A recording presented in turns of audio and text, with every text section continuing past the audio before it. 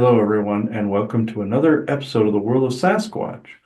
Today's episode is being recorded on 12/6/25. So, at this moment in time, I now open this circle to true benevolence and no conflicting agendas as of this moment in time. So, go on. We are all one, and when one is harmed, all are harmed. When one is helped, all are helped. Therefore, in the name of who I am, and I am one with all there is, that only the highest good be done. We pray for you, your friends, your family, your loved ones, to let healing energies in. Let them love us, let them nourish us, and let them bring us to our highest good. We ask for benevolence now to come in with no conflicting agenda so that we may have this conversation in great understanding. And we ask for malevolent or mischievous type beings to be swept away so that we may have this conversation in peace. And with that, and with great blessings that we always send your way, we say, so be it. And so be it. I want to say, I noticed this that roughly 1 in the morning, there was this video that was shared that Brian Singh shared to me and Joanna from Facebook. And I will actually do a share screen right now. And that's the original YouTube, but this is the original post right here. Shared about is this an actual forest person, aka Sasquatch Bigfoot, running along a mountainside in broad daylight? Just asking for everyone. And I found this interesting. And before I show the video, I'll show it from the YouTube and not this post. It's easier. So it says, Rouge is my name. I was just trying to get back home. And he was laughing about it. I have a funny feeling that there's more to the story than that. I feel that that was maybe some of the surface information right there. But there's this, and granted, I'm not going to play the full 6-minute video. I'm just going to show you where he's running here. You can go back to this video here on YouTube and check it out.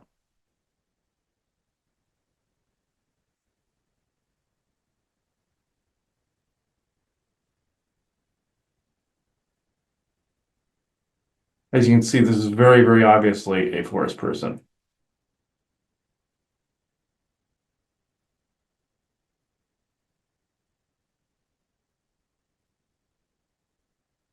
All right. We'll get this last close-up one and then we'll be good. They're always blurry, folks, every time. I think the forest people kind of prefer it that way at times. He's straight in. Okay. Oh, yeah. You can go back to this video if you wish to view the whole 6-minute video there. Facts by howtohunt.com is the name of the channel. So I thought that was actually quite interesting, and that's when Rouge surfaced. That's like when we were doing that show about the forest people of Long Island that time with Mike and Brian that time, and Mike got a picture of the one red eye looking at him in the video, and that ended up being Uram. This one is one by the name of Rouge, and he apparently thought that passage there was his home. That looked to be somewhere in the Badlands, if I'm not mistaken. I could be wrong, but let me see where this actually was. It looks to be. I'm trying to see where that's actually located. Well, why don't we let Rouge tell us where he's actually from? Because this looks to be somewhere in the Dakotas, actually. But that looked like Badlands territory, or even parts of Arizona look like that as well. So he maybe want to keep that private. So both the YouTube creator and the forest person maybe want to keep that quiet. So that's fine with me too. So what I was able to ascertain, yeah, he was just running along that rim trying to, more than likely from the looks of it, he was trying to find an opening back down underground. And through some of those openings, or through some of those mountain areas, there are these crevices and cracks where they can slip back down in. More than likely was trying to find the opening to that. And even some old volcanic openings, which looks like that was also an ocean, but some volcanic as well, ancient volcanic. So chances are there was slips down even further down into the inner earth. So that's usually how they get down there. You know, for the more advanced ones, they just do the whole teleportation deal. But with this guy, he looked like he was just trying to find an opening. So let me see here. Joanna, did you have anything else to add? No. Okay. And also, guys, you may see the new room set up behind me. I got the forest people at the top, UFO. I got the lights up for the Christmas season. You're going to start seeing more lights and stuff in here. If I put it as the filter, it takes longer to edit the video. So I just physically put the stuff in the background. So, all right. Now, Roj. First, I thought he was saying Raj, like like or Taj, you know, kind of like the East Indian name, and it's like no, it's ROJ.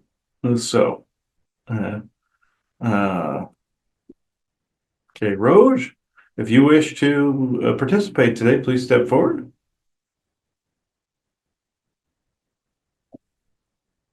All right, here we go.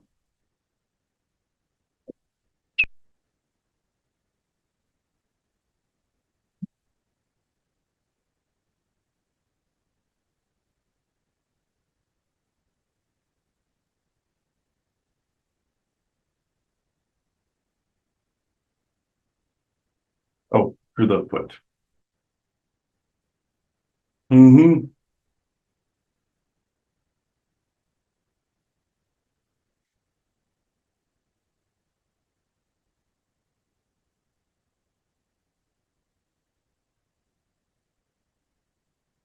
Chaos is what is being shown at the moment. As he said, frantically looking for an opening. But at the same time, there are multiple openings as well to be able to come and go at will.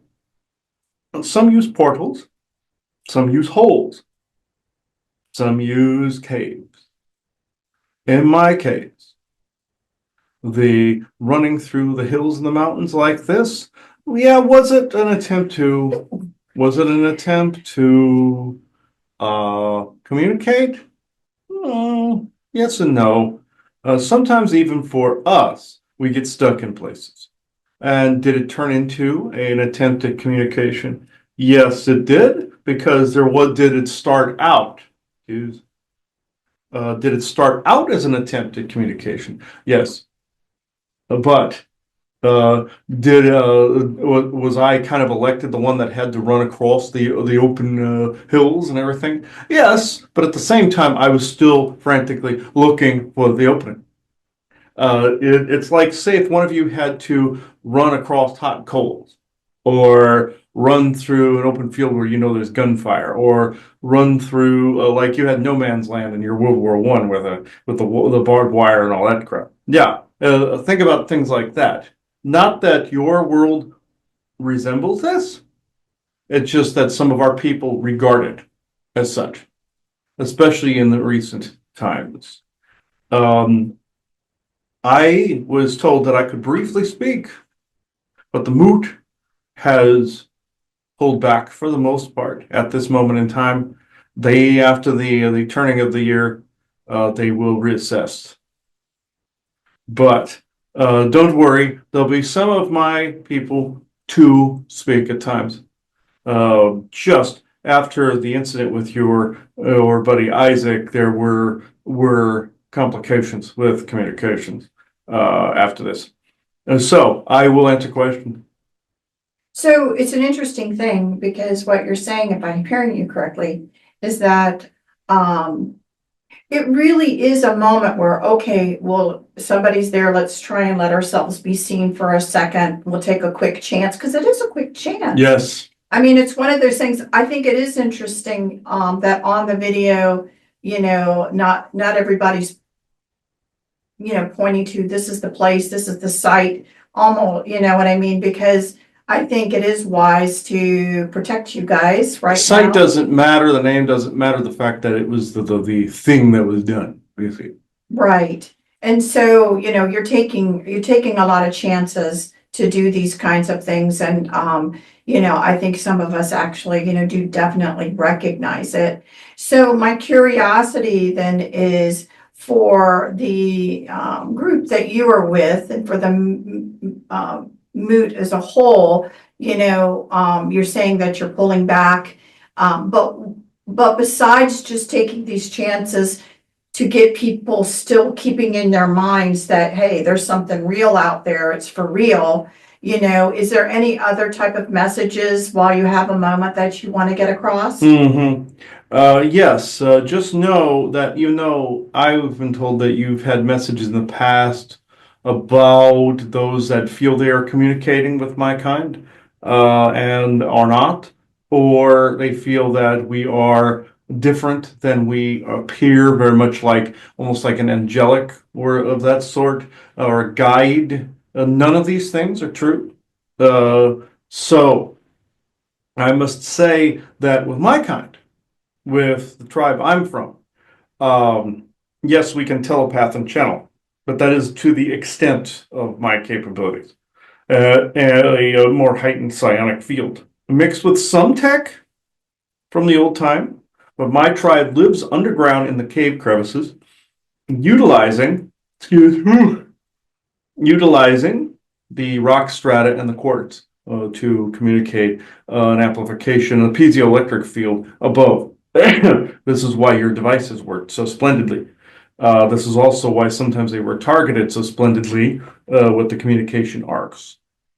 So raw telepathy in this way, the Moot has elected to return to an older methodology by which now we are speaking direct. Before it was arced through a piece. No. Now it is direct but shorter.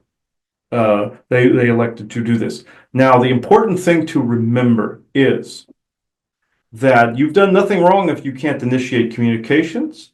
Sometimes it's not you, sometimes it's something that's targeting you. Sometimes it is you, sometimes it is us.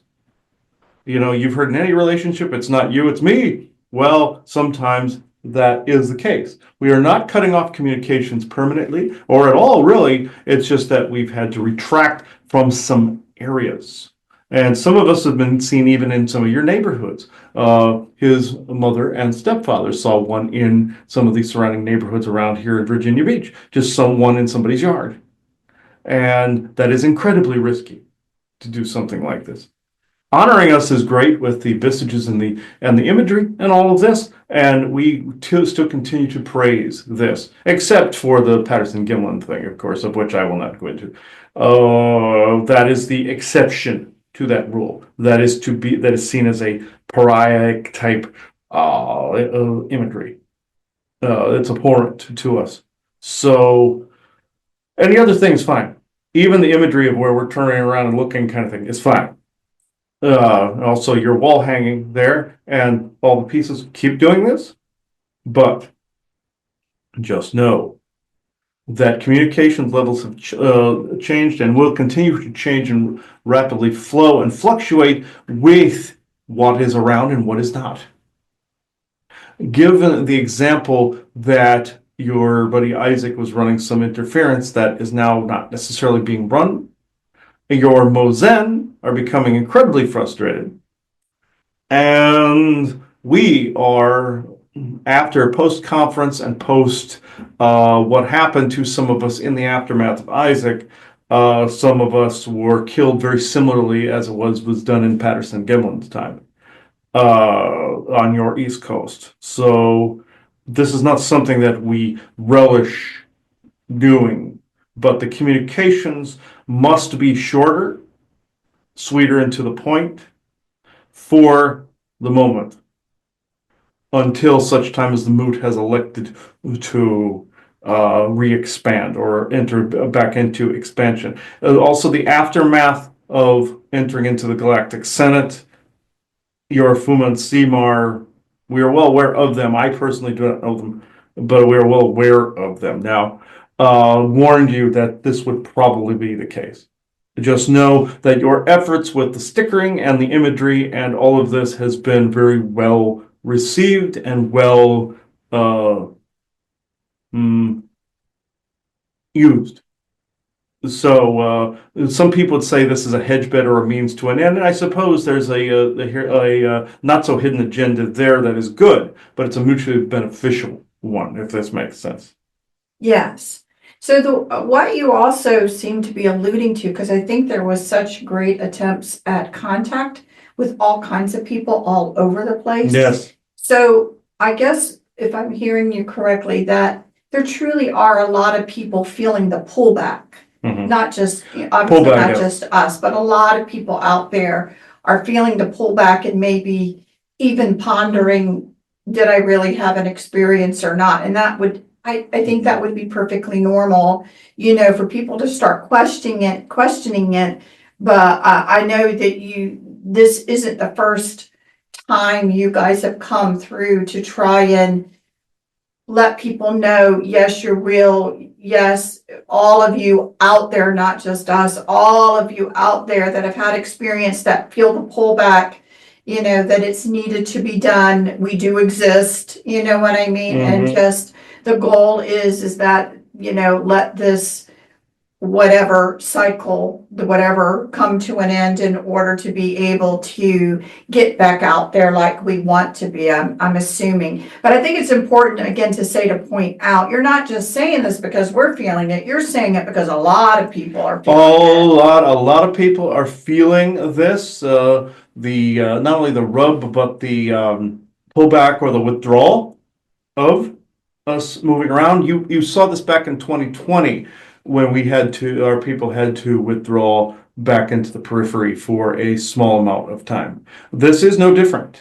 There are things going on in the background that you do not know about, as was then. You were told it was just military, but you also have your little war of the demigods going on as well. They have been stirred up by this.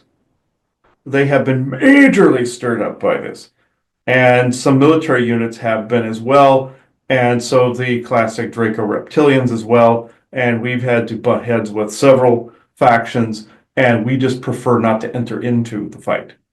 We're not leaving anybody behind if people think this. We're not leaving them to the wolves or the battlefield, as it were. We are withdrawing from the war. And so we are withdrawing to our spaces and waiting out some of it unless we absolutely have to get involved. This is the way the Moot wishes to treat this. So because of the aftermath surrounding not only Isaac, but also the Bolognolosians are doing some of the same as well, but still continuing direct communications, and because of what happened with the Galactic Senate.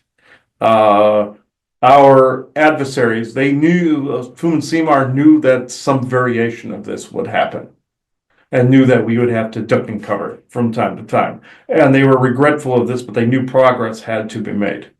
So this was kind of the sacrifice that needed to be made in that respect. But to clarify, you're not saying that some of these other entities, demigods, races, whatever you want to call them, you're not saying that they're just being let loose to cause more havoc. Oh, no, they're not being let loose. We just didn't want to be in their way. So that's when they were the bulwark coming across the dimensions, we did not want to be in their way or any of their servants' way. But I guess what I'm asking is, there is the irony of saying this, a come to Jesus moment for them as well. I find that very ironic. Ironical, yes. Yes. So, but I think what I'm trying to validate for everyone here is that those that you have pulled away from have a reckoning of sense. They're not just being let loose to cause havoc and mayhem and win their way. There is actually, those of equal to greater, whatever you want to call it, authority. I don't even know what you would want to call it, that actually kind of have them in the crosshairs at the moment. Unfortunately, this is true. This is going to be kind of an annoying statement for some. We cannot account for these things always. As we've said, even the Mozen have said, and others have said, not all these things can be accounted for because people were taught here on the earthly plane or in this particular dimension or Midgard or whatever name you have for it, People are taught that their some cries and someone asking for help were always heard and therefore answered. This is true of spirit. This is true of spirit and the energies flowing through all things, but you don't always recognize the response from it when you get it. But people are assuming this means soldier, angel, guide, spirit guide showing up to defend each and every single time. That's not how this operates. Yes, can spirit find a medium by which then, or a set group of people by which then the energies are fulfilled or the cycle's fulfilled? Absolutely, it does this all the time.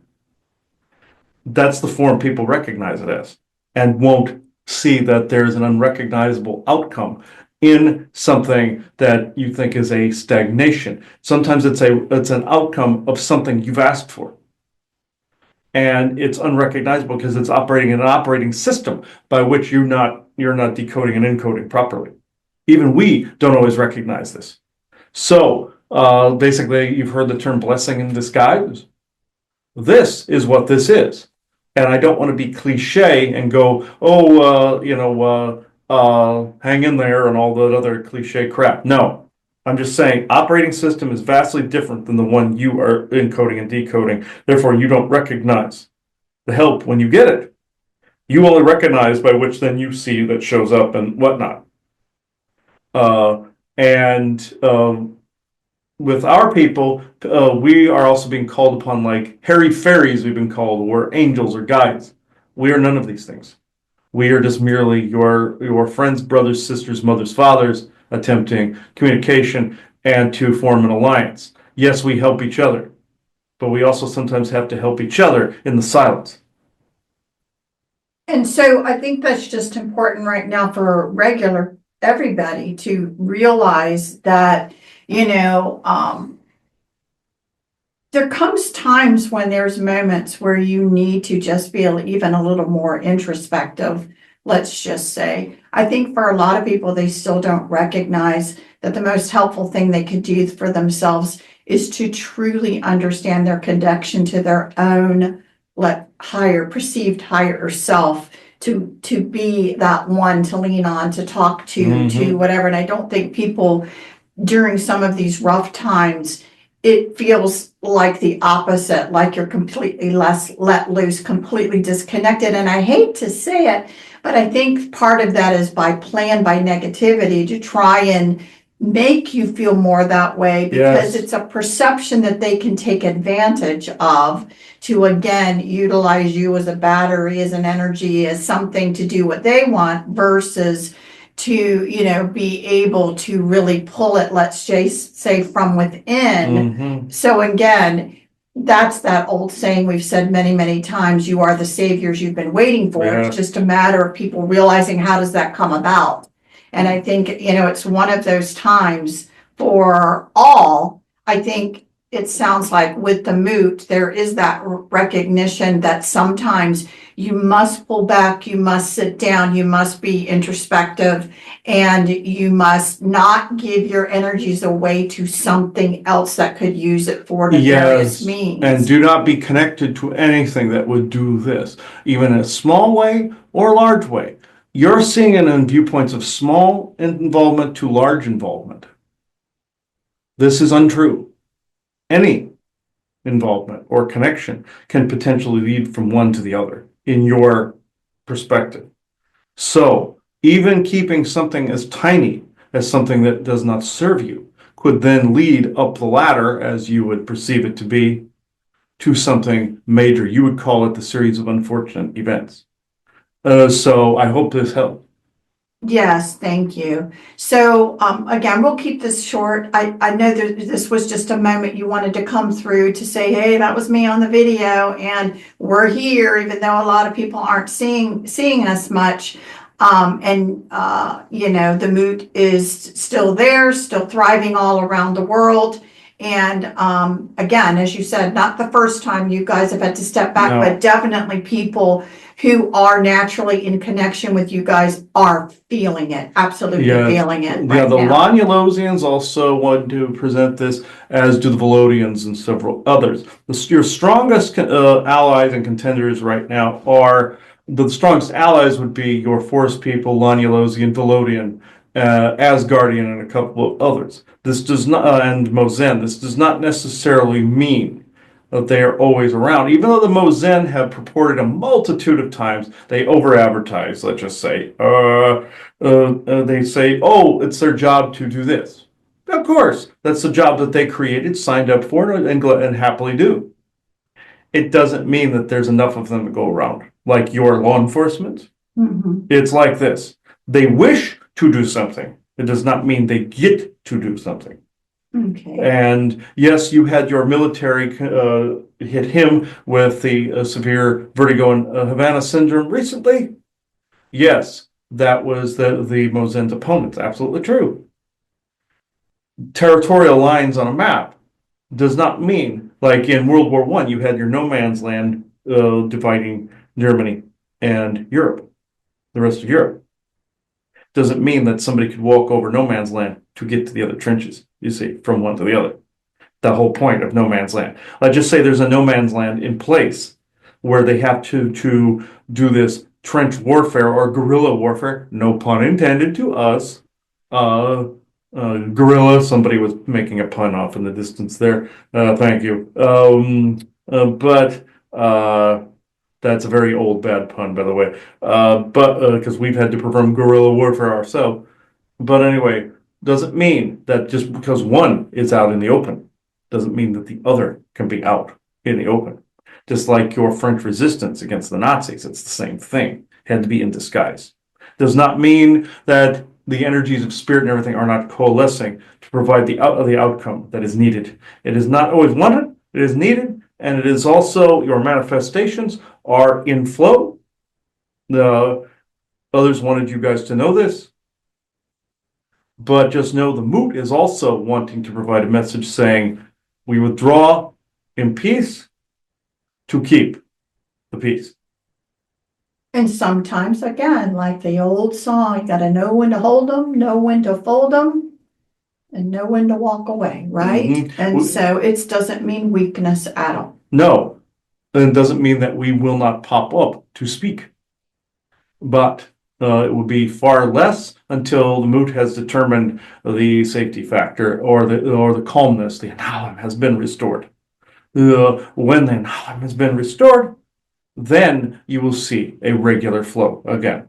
But just know it's ebbs and flows, arm wrestles, bullets flying, magic galore, and it is more than obnoxious, it's deadly.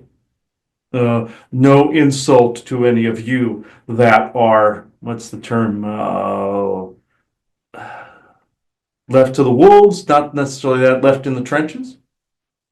This is something that I wanted to, and the moot wanted, relate today. It wasn't just about me running around like I'm running a marathon, which I gladly did, but at the same time, showing that we are still around. We are also showing when, like you said, know when to hold them, know when to fold them, know when to walk away, know when to run. We are not running or hiding. We are merely standing firm or standing fast, as you would say in your poker vernacular. So, this is all I had to say today. Do you have questions? No, I appreciate you taking that chance and coming through to talk to us. Yes, yes. And be very careful. I will say one last thing. Be very careful about what you connect to and for what reasons. Your reasons must be firm.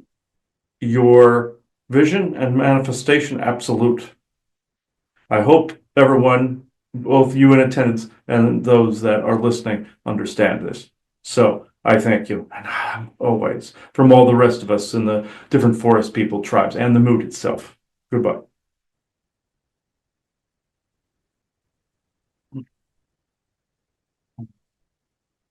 Ah, Is he gone? yes. Okay. He just went and just kind of took off. So he was kind of in a hurry to detach. So, and I've noticed this pattern with some of our other friends as well, Lonulosian, Belodian, any of them. They're kind of in a hurry. They don't want to always stay and chit chat. And they might chit chat for a little bit, and then all of a sudden they'll be like, "Oh," and just kind of take off. And then you wonder what what brought that effect about, what the cause was. And the thing of it is, when you ask the question, why did they do this or from what, you end up getting the answer. So I won't bring up any demigod names or anything like that. I'm not going to. I throw them under the bus by not even bringing their names up. So that's how we do it. Because you bring their names up, you start to give a connection and power to. And if you do that, then you've not thrown them under the bus, they've thrown you under the bus. So that's why the whole Akhenaten move works incredibly well. And not giving them a saga, not giving them a story, except in silence, but also saying that something occurred. You don't name the something, therefore you've actually disempowered them. So, and you're still telling the tale of what happened. Just like don't mention names, we mention deeds. This is essentially it. So, unless the name's absolutely warranted to mention. So, Joanna, I don't know if you have anything else to add to that. No, hope you guys enjoyed this messaging. Yes, and at this point in time, I now close this circle within true benevolence and no conflicting agendas of this moment in time. So, thank you, everybody. Bye bye now.